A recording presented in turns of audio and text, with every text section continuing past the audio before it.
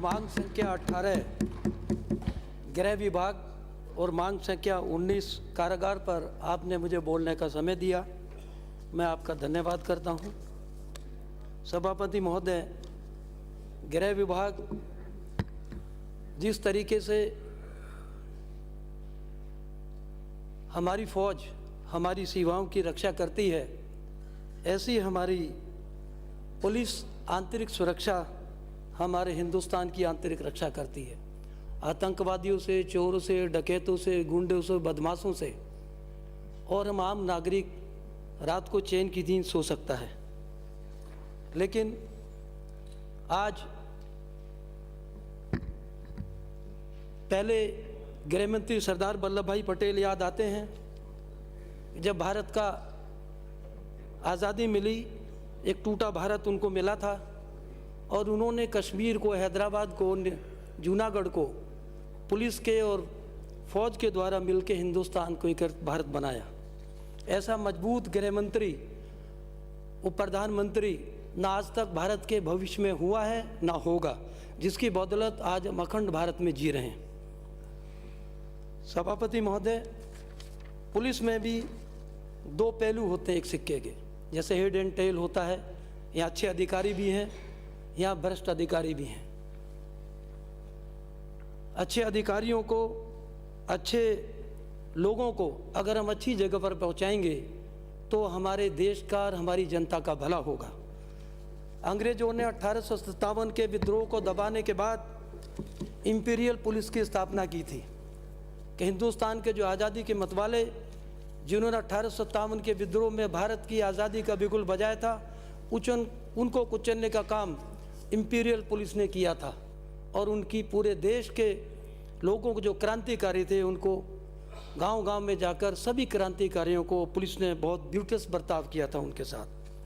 आज भी हम किसी भी पार्टी के लोग हों, कांग्रेस की सरकार आती है या बीजेपी की सरकार आती है, तो हम उसी सत्ता के साथ जो इंडियन पुलिस कोड 1861 के अंदर जो इन्होंने बनाया, तो वो 1861 में इन्होंने, अंग्रेज़ों ने इतनी बुरी तरीके से 1857 के क्रांतिकारियों को कुचला कि जगह जगह पर लोगों को मार दिया गया। उसी की परिभाषा ये हुई कि अंग्रेजी फ़ौज तो बॉर्डर पर लड़ती थी, हमारे देशी रियासतों को अपने कब्जा करती थी, और पुलिस का मिसयूज़ करके हमारी देश की जनता को कुचला जा रहा था।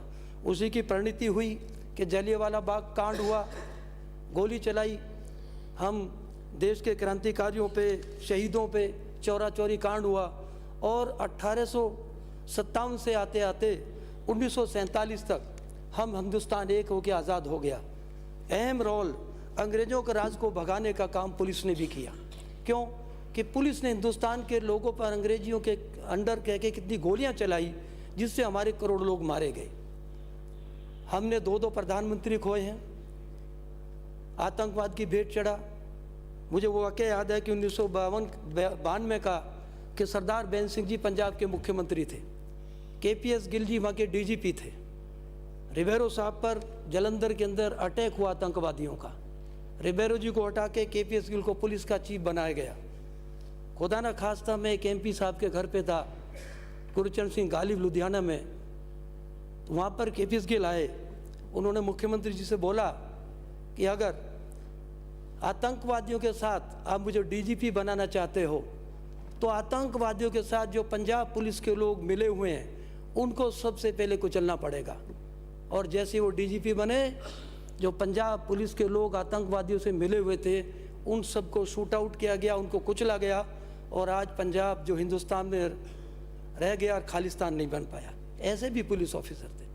जो हमारे पुलिस ऑफिसर कहीं भी ज़मीनों पर कब्जे करते हो, डोडा चूरा सप्लाई करते हो, ड्रग्स बिकवाते हो, पूरे हिंदुस्तान में पाकिस्तान से जो भी ड्रग्स सप्लाई हुई, पंजाब पुलिस पूरी उसमें इन्वॉल्व थी। जब उनको कुचल दिया तो आतंकवाद पंजाब से ख़त्म हो गया। हमारे मुख्यमंत्री बेन सिंह जी को अपनी कुर्बानी देनी पड़ी, लेकिन जो हम लोग, जो पुलिस में अच्छे लोग भी हैं, जो पुलिस में भ्रष्ट लोग भी हैं, उन अच्छे लोगों को अच्छी की पोस्टों पर बैठाओ, और जो डोडा चूरा, स्मगलिंग, स्मैक्स, नकली शराब, ज़मीनों पर कब्जे कराने वाले, इनको तुरंत सजा दो, उनको लाइन हाजिर करो, तभी हम देश की जनता को एक अच्छा पुलिस राज दे पाएंगे। भारत को आज़ाद हुए 75 साल से ज़्यादा का समय हो गया है। हमने अभी अंग्रेज़ों का आईपीसी कोड चला रखा, इसको बदलने की ज़रूरत है। आज़ाद हिंदुस्तान में हमें पुलिस को पॉलिटिकल मिसयूज़ करने की ज़रूरत नहीं है। हमें अपनी सत्ता को बचाने के लिए अपने दुश्मनों के खिलाफ पुलिस को यूज़ करने की ज़रूरत नहीं। हमें पुलिस को कानून व्यवस्था पर गुंडे, बदमाशों, आतंकवादियों को कुचलने के लिए, देश की आंतरिक व्यवस्था को मजबूत करने के लिए करने की ज़रूरत है।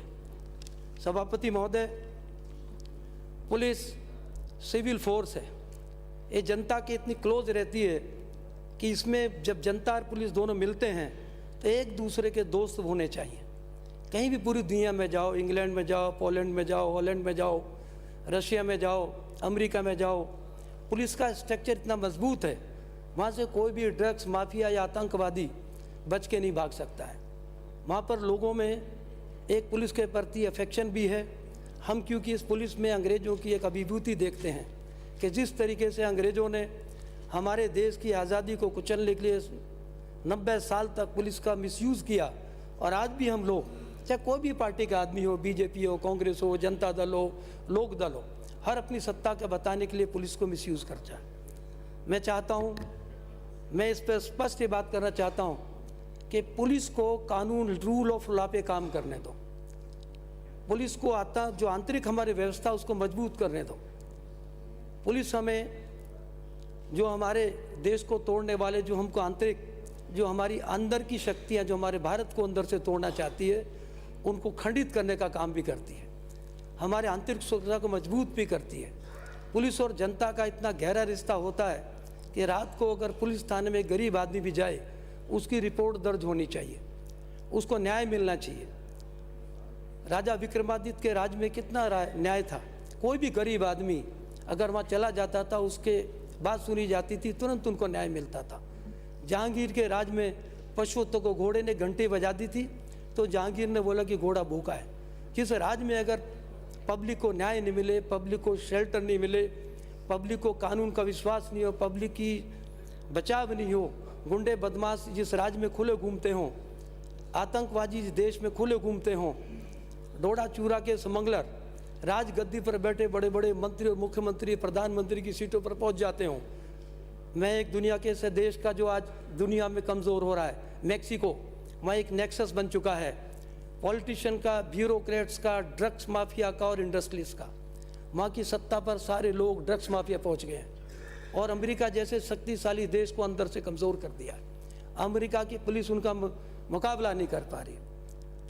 हमने इसी ड्रग्स माफिया से पंजाब में आतंकवाद को झेला है। उसी की परिणति में हमारी देश की नेता इंदिरा गांधी की जान जानी पड़ी, हमारे पंजाब के मुख्यमंत्री बेंच सिंह की जान जानी पड़ी, और उसी आतंकवाद को हमारी पंजाब पुलिस ने कुचल के रख दिया। मैं तारीफ़ करना चाहता हूँ कि पुलिस के उन अच्छे ऑफिसरों की कि जो अपनी जान पर खेलकर इन माफियाओं को, नकली शराब बनाने वालों को, भू माफियाओं को और ड्रग्स माफियाओं को जो पकड़ के रखते हैं। लेकिन कुछ ऐसे लोग भी हैं कि जो बड़े बड़े पॉलिटिकल शेल्टर से एक अगर कोई डूंगरपुर का लगा हुआ आदमी, अधिकारी अगर किसी नकली शराब को गुजरात में भेजता हो तो वो राजसमंद में आके कहाँ से ईमानदार हो जाएगा। अगर कोई चित्तौड़ में करता हो तो वो जोधपुर ग्रामीण में कहाँ से ईमानदार हो जाएगा। तो हमको सोचना पड़ेगा, अगर हम इन करप्ट भ्रष्ट अधिकारियों के, चाहे नेता हो, चाहे अधिकारी हो, चाहे कर्मचारी हो, चाहे मंत्री हो, चाहे मुख्यमंत्री हो, चाहे प्रधानमंत्री हो, इस देश को अगर लाइन देनी पड़ेगी तो मैं ईमानदारों की एक लाइन बनानी पड़ेगी। तभी हमारा अखंड भारत ऐसा मजबूत देश जो हमको सरदार पटेल ने दिया वो इतना मजबूत रहेगा, सदियों तक हम एक रह सकते हैं। हमारी फ़ौज पर आधुनिक फ़ौज हमारी होनी चाहिए, हमारी पुलिस भी आधुनिक होनी चाहिए। आज हम पुलिस के सिपाहियों के हाथ में डंडा देते हैं, हमको उनके हाथ में आतंकवादियों से, गुंडों से लड़ने के लिए AK-47 देनी चाहिए। हम उन फौजी आदमियों को कि जो ताकत देते हैं उनको बुलेट प्रूफ जैकेट भी देते हैं, तो इनको लड़ने के लिए हमको बुलेट प्रूफ जैकेट देनी पड़ेगी। हमें गुंडे बदमाशों का कानून के तहत तरह के सफाया करना पड़ेगा, जिससे आम आदमी, हिंदुस्तान का, राजस्थान का आम नागरिक जो चैन की नींद सो सके। हम ये हमारे रक्षक हैं। जैसे फौज के लोग होली दिवाली पर अपने घरों में नहीं आते, ऐसे पुलिस के लोग भी हमारी होली दिवाली हमारी सुख चैन से मनाते हैं और अपनी होली दिवाली बाद में मनाते हैं। मैं धन्यवाद करना चाहता हूँ पुलिस के उन जाबाज सिपाहियों का जिन्होंने आतंकवाद से लड़ते हुए, नक्सलवाद से लड़ते हुए, देश की सीमाओं पर सीआरपी के लोग हों चाहे राजस्थान पुलिस के लोग हों, जिन्होंने गुंडे बदमाशों से लड़ते हुए, माफियाओं से लड़ते हुए अच्छा काम किया है, वो वास्तव में बधाई के पात्र हैं। हमें इनकी एक सोच बनानी पड़ेगी। अगर हम इनकी आप तनख्वाह बढ़ाएंगे, हम इनको पे ग्रेड 3600 रुपये करेंगे, इनको साइकिल के बजाय हरियाणा के तर्ज पर पूरे देश में घूमने का बस अनाउंस देंगे, हम इनकी हार्ड ड्यूटी पर हार्ड ड्यूटी होती है तो 50% को हमको अलाउंस देना चाहिए। मैस भत्ता हमको उनको 6000 रुपये बढ़ाकर देना चाहिए, वर्दी भत्ता हमको 10,000 रुपये करना चाहिए और मोटरसाइकिल भत्ते की जगह हमको इनको वाहन लीटर का मासिक किराया पेट्रोल का दिया जाना चाहिए, स्टेशनरी भत्ता, मोबाइल चार्ज भी का भत्ता दिया जाना चाहिए, फील्ड ट्रेनिंग का भत्ता 1000 रुपये मासिक दिया जाना चाहिए।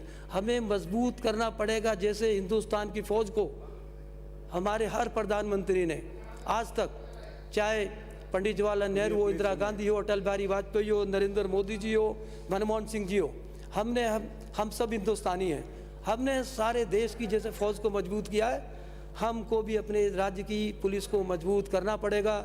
इनको टूटी गाड़ियाँ नहीं देनी पड़ेगी, इनको नई गाड़ियाँ देनी पड़ेंगी।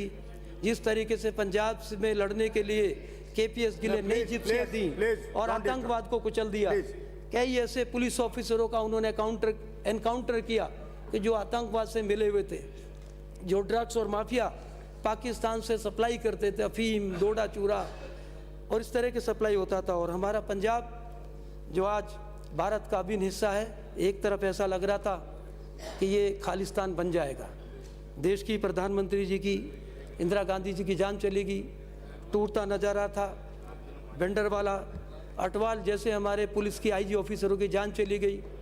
चट्टोपाध्याय जैसे, अनिल शर्मा जैसे, मोहम्मद उस्वा जैसे बिगर जाति पात धर्म के अच्छे ऑफिसरों ने, अजरालाम जैसे जो बॉर्डर पर रहते थे, कई लोग तो अधिकारी अच्छे थे कि हमारे साथ कहीं कॉलेजों में पढ़े भी थे, लेकिन उन्होंने अपनी वर्दी के प्रति, अपने देश के प्रति समर्पित होकर काम किया और आतंकवाद को सिविल फोर्स ने कुचल के रख दिया और हमें फ़ौज की ज़रूरत नहीं पड़ी और हिंदुस्तान में खालिस्तान नहीं बन पाया और पंजाब आज एक तरक्की नुमा देश है और भारत का वही एक अभिन्न हिस्सा है। पाकिस्तान उसके 2 टुकड़े करना चाहता था, लेकिन पंजाब पुलिस की मदद से केपीएस गिल जैसे जाबाज पुलिस ऑफिसर और बेन सिंह जैसे दूरदर्शी मुख्यमंत्री की वजह से आज पंजाब भारत का हिस्सा है। माननीय सभापति महोदय, गृह मंत्री मजबूत होना चाहिए, उसको इतनी ताकत से पुलिस को यूज़ करना है, उसको इतना ताकत होनी चाहिए हर चीज़ की इन्फॉर्मेशन हो कि जो गलत ऑफिसर गलत काम में इन्वॉल्व हों उनको पुलिस सर्विस से बर्खास्त किया जाना चाहिए। अब कारागार पे आते हैं, कारागार के अंदर अपराधियों के लिए जगह होती है, कारागार में मोबाइल मिल जाते हैं, कारागार में आपको पिज्जा मिल जाएगा। आप सुनिए इनको प्लीज। बैठिए भाई साहब, बैठिए। आप थोड़ा नॉलेज ले लो यार, आप थोड़ा सा नॉलेज ले लो please. This is not allowed. आप थोड़ा बोलते बहुत हो। माननीय रामगंज मंडी के सदस्य महोदय जी, आप नॉलेज ले लो। आप ये बता दो कि बेन सिंह, केपीएस गिल ने पंजाब का आतंक कुचला कि नहीं कुचला? इंदिरा गांधी की हत्या पुलिस वालों ने की थी कि नहीं की थी? आप सिक्के के 2 पहलू थोड़ा समझो, आप भी समझो, बोलो। सरदार पटेल को आपके माननीय मोदी जी मानते हैं, आप क्यों नहीं मानते? देश के बड़े गृह मंत्री थे, हिंदुस्तान को एक बना के दिया। आप मानिए तो सही यार। आप बार बार खड़े हो जाते हो, खड़े रहते हो, बैठ जाते हो। थोड़ा बहुत सोचो, समझो, पढ़ लिख के आओ, पूरे देश को संभालो। देश आप ही के कब्जे में रहेगा, चिंता मत करो। और जो अच्छा उसका अच्छा बोलो, बुरा बुरा बोलो। आप क्या है कि खड़े होकर बोलने डिस्टर्ब करने लग जाते हो। आप बोलिए, आप मानिए कि सरदार पटेल अच्छे गृह मंत्री थे कि नहीं थे? ये अखंड भारत आपको सरदार पटेल की वजह से मिला कि नहीं मिला? केएल पंजाबी आईसीएस ऑफिसर थे, बंगाल में दंगे हो गए थे कलकत्ता के अंदर। होम सेक्रेटरी ऑफ इंडिया थे फर्स्ट, है आपको नॉलेज? सुनिए, क्या बोला उन्होंने? बैठिए, प्लीज। चलिए माननीय सदस्य बैठिए, बैठिए। थोड़ा सा आप नॉलेज लीजिए। सरदार वल्लभ भाई पटेल ने मानिए नो, नो। सभापति जी, आपको ये पता ही चीज नहीं नहीं है इस तरह है, से। आप वैसे ही किताबें नहीं पढ़ते Don't हो disturb the और house। आके बोलने लग जाते हो। क्या जब बोला आप बोल रहे सरदार थे, कोई नहीं बोला उधर से। सभापति please। महोदय, इनको सीखने दो, ये थोड़ा सा सीखने के आदी बोलिए, हैं। क्या हुआ जब बंगाल में केलकटा में दंगे हो रहे थे हिंदू मुसलमान के, पंजाबी जी आए, IC फर्स्ट सब सेक्रेटरी ऑफ इंडिया, पढ़ लीजिए। सरदार जी बैठे हुए थे कुर्सी पर, उन्होंने पूछा क्या बात है, तो घबरा रहे थे। सरदार पटेल का इतना रौब था। क्या हुआ? क्योंकि बंगाल में साहब दंगे हो गए। कहते ठीक है, क्या करना है? कहते साहब गोली चलानी पड़ेगी। कहते ठीक है, दंगे बंद होने चाहिए, पुलिस को ऑर्डर करो, निर्दोष नहीं मरने चाहिए। और 5-7 लोग दंगाई मरे और दंगे बंद हो गए केलकटा के अंदर हिंदू मुसलमान के। वो सरदार पटेल था। आप हमारे नेता को लेके मूर्ति लगा के देश में करके, वो कांग्रेस का राष्ट्रीय अध्यक्ष थे, कांग्रेस के गृह मंत्री थे, कांग्रेस के वो प्रधानमंत्री थे। आप अपना बताइए आपने क्या किया? आप काम करो, आपको हमने मौका दिया 10 साल, आप काम करो। हिंदू मुसलमान सिख ईसाई जब आज़ादी की लड़ाई लड़ी तो आप ये बता सकते हैं कस्बा कुल्ला भी मुसलमान था, सरदार भगत सिंह भी जाट था, उधम सिंह, चंद्रशेखर आज़ाद, करतार सिंह सराभा, रास बिहारी बोस, चंद्रशेखर आज़ाद के लिए मायावती ने क्या बोला था? आतंकवादी। और आपकी सरकार, आपने मायावती की सरकार को उत्तर प्रदेश में सपोर्ट किया था। अरे आज़ाद की पिस्तौल आज़ादी थी, आज़ादी रहा, आज़ादी मरा। आप शहीदों का अपमान करते हो, सत्ता के लिए कभी भी किसी के साथ मिल जाते हो, आपको सत्ता चाहिए। छोड़िए, आपने समझौता किया था। आप बैठ जाइए, आप बैठिए, माननीय सदस्य, आपको कोई नॉलेज नहीं। अरे बैठिए। सब पुलिस, माननीय यही सदस्य, पुलिस थी बैठिए। जिन्होंने क्रांतिकारियों को मारा है, बोल रहा हूँ। और यही पुलिस थी आप भी जिसकी थोड़ा- वजह से अंग्रेजों का राज चला गया। अगर आपका राज कब गया? जब आपने 72 गुजर मारे, किसान पानी मांगता था, आपने 26 किसान पे गोली चलाई। राजस्थान के अंदर आपने गरीबों पे गोली चले, आपने मिसयूज ऑफ पुलिस किया। हमने, हमारे माननीय मुख्यमंत्री जी के राज में आंदोलन भी हुए, टाइम है हमने इनका। कहीं गोलियां नहीं चलाई, हमने कहीं लाठियां नहीं चलाई। टाइम है। ये होता है संवेदनशील मुख्यमंत्री और संवेदनशील राज्य। आपने जनरल डायर की बात को ताजा किया है, जैसे जलियांवाला बाग में। बैठिए, अरे बैठिए नेताजी। जनरल डायर की तरह आपने हिंदुस्तान के ध्यान रख लेना। लोगों पे गोलियां चलाई, आपने राज्य में पुलिस का दुरुपयोग किया, आपने पुलिस का इतना दुरुपयोग किया। सुनिए, हमने सुनिए, 5 साल माननीय हमारी सदस्य, सरकार सुनिए। चलने होने, हमने कहीं भी पुलिस का दुरुपयोग नहीं किया। बैठिए आप, आपका समय। बोलिए नेताजी, आपको पहले पढ़ के आइए, फिर बाद में बात करिए। आप नकार दीजिए कि सरदार पटेल देश का गृह मंत्री नहीं था, या सरदार पटेल की वजह से आज अखंड भारत है। 610 रियासतों को हिंदुस्तान में मिलाया। जिस राजस्थान में हम रहते हैं, ये जूनागढ़ और इधर के लोग फिर पाकिस्तान में जा रहे थे। सरदार वल्लभ भाई पटेल के कहने जोधपुर महाराज ने 28 रियासतों को हिंदुस्तान में मिलाया। अगर हमको जाना पड़ता ना हैदराबाद के अंदर, तो हमको रास्ता नहीं मिलता, पेट में से होके जाना पड़ता पाकिस्तान से। आप तो आज़ाद, आप और हम तो आज़ाद भारत में पैदा हुए हैं। उन हिंदुस्तानियों के बारे में सोचो जिनके पुरखे जो गुलाम भारत में पैदा हुए हैं। अंग्रेज़ों ने कितने गोली चलाई, कितने क्या चलाई, कितना हुआ, क्या हुआ। मैं कारागार पे आता हूँ, कारागार के अंदर स्मैक मिल जाएगी आपको। हमें कारागार को, वहाँ पर कैदियों की जगह है, मोबाइल मिल जाएंगे, वहाँ पर बाहर के खाने मिल जाएंगे, अंदर से बैठ के नेटवर्क चलता है कारागार से। कारागार में मर्डर तक हो जाते हैं। कारागार पुलिस, मतलब कारागार के अधिकारियों के ये पता नहीं होता। वहाँ पर मोबाइल आप देखो, इससे अच्छे मोबाइल, एप्पल से अच्छे मोबाइल, 14 मोबाइल, खाना पीना सब कुछ कारागार में चला जाता है। कारागार को मजबूत बनाए। अपराधियों की जगह पर वो सुविधाएं मिल जाएंगी जो 5 तारा होटलों में है। उनको कौन दिलाता है? कौन आता? अपराधी मेडिकल लेके हॉस्पिटलों में भर्ती होते रहते हैं। कारागार जो कैदियों की जगह, उसको मजबूत करो। अगर हम कारागारों को मजबूत करेंगे तो अपराधी जो फिर बाहर में जाएगा सोचेगा अगर मैं जेल गया तो मुझे कारागार में रह के इतने दिन तो क्या आएंगे। अंग्रेज हमारे क्रांतिकारियों को एक छोटी सी कोठरी में काला पानी में गए आप पोर्ट ब्लेयर में? राजेंद्र राठौड़ जी तो मान्य हमारे बड़े भाई हैं, मान्य सदस्य गए होंगे। कैसी छोटी सी कोठरी में रह के हमारे शहीदों ने रात गुजारी होगी, उसमें बाथरूम भी नहीं था, खाने के लिए था, कपड़े भी नहीं थे। तो अपराधियों की जगह सख्ती से होनी चाहिए। हम नेताओं को भी अपराधियों के लिए माननीय फोन नहीं सदस्य, करने चाहिए। माननीय सदस्य। हमें गुंडे बदमाशों के लिए थाने में फोन नहीं मिनट में करने समाप्त चाहिए। हमें गुंडे बदमाशों के लिए प्रोटेक्ट नहीं करना चाहिए। हमें ड्रग्स माफिया, शराब माफिया, नकली शराब जिससे हमारे लोगों के लीवर, डायबिटिक, शुगर, मिलावटी दूध मिल रहा है, आपको पता है? मान्य कपासन के सदस्य आप यूरिया पी रहे हो दूध के अंदर, रिपोर्ट मंगा के देख लो। मिर्चों के अंदर क्या मिल रहा है पता है आपको? ईंट मिल रही है। 2 मिनट में आप समाप्त उसको करिए। प्लीज। आप पुलिस को फोन मत करो, थाने में देखिए। अपराधी को छोड़ दो, इस गुंडे को छोड़ दो, उनको कानून से काम करने दो। माननीय सदस्य, 2 और मिनट। माननीय 2 मिनट सभापति महोदय, फिर मैं आपसे एक बार आखिर में कहना चाहता हूं कि पुलिस इस देश की आंतरिक फौज है। मैं पूरा समर्थन करता हूं कि पुलिस पे भी बहुत स्ट्रेस होता है। 30 करोड़ के देश में 3,10,000 पुलिसकर्मी थे अंग्रेजों के राज में। आज हमारे 140 करोड़ का देश है। हमें पुलिस की तादाद को बढ़ाना पड़ेगा। 7 करोड़ के राजस्थान में हमें पुलिस की संख्या बढ़ानी पड़ेगी।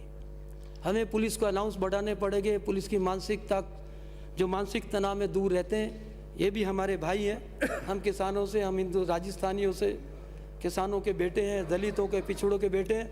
हमें इनके बारे में ऑफिसरों की बजाय हमें पुलिस के सिपाही, पुलिस के हेड कांस्टेबल, पुलिस के सब इंस्पेक्टर, इनके बारे में सोचना पड़ेगा।